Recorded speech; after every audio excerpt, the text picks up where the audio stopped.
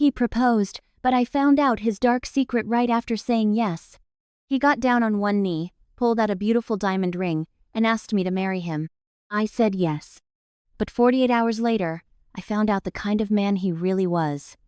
And no, I didn't just break off the engagement. I found something that made me wonder if I ever knew him at all.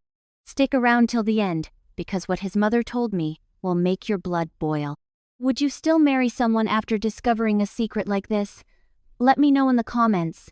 I'm dying to hear what others would do.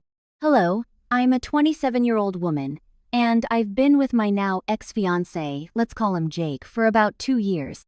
We met at a friend's wedding, actually. You know those romantic stories where the bride and groom introduce you to someone at the reception? That was us. From the start, Jake was everything.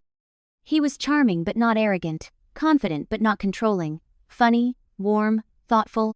He remembered small things like how I like my coffee, or that I once cried over a Pixar short film. Even my parents loved him. My mom would say, "If you don't marry him, I will." I honestly thought I'd hit the jackpot. Fast forward to our 2-year anniversary.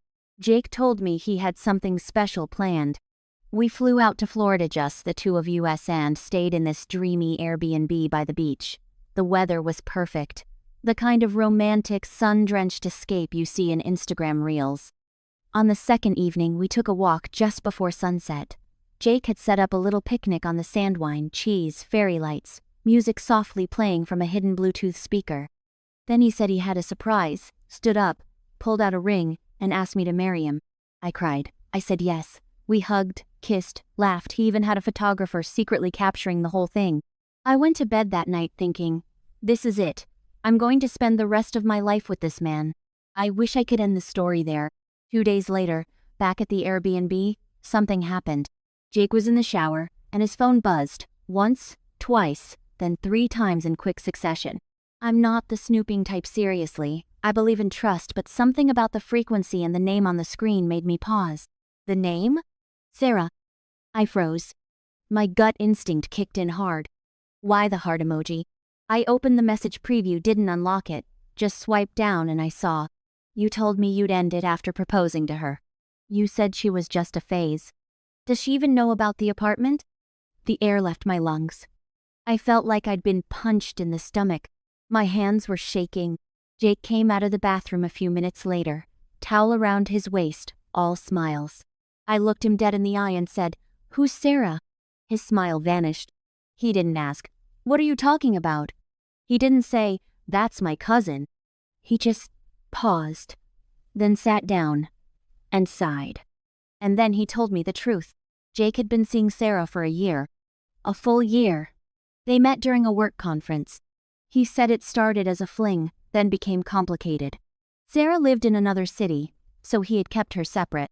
She thought he was single. He never mentioned me. She had no idea I existed. The most disturbing part?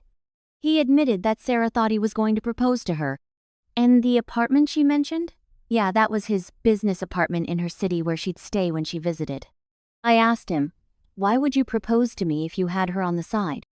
He said, "Because you're the one I actually want to marry. Sarah was a mistake." A mistake? For a year? And then he had the nerve to say, "You don't understand. Men get confused. I needed time to figure out what I really wanted." No. You don't get to use my life as your testing ground. After Jake left to go get coffee, I sat on the balcony, just numb. Then I did something I never thought I'd do. I messaged Sarah. I said, "Hi, I'm Jake's fiancé. I think we need to talk." She replied in under 5 minutes. "You're who?" I sent her a picture of the proposal, the beach, the ring, the tears. She replied, "What the shit?"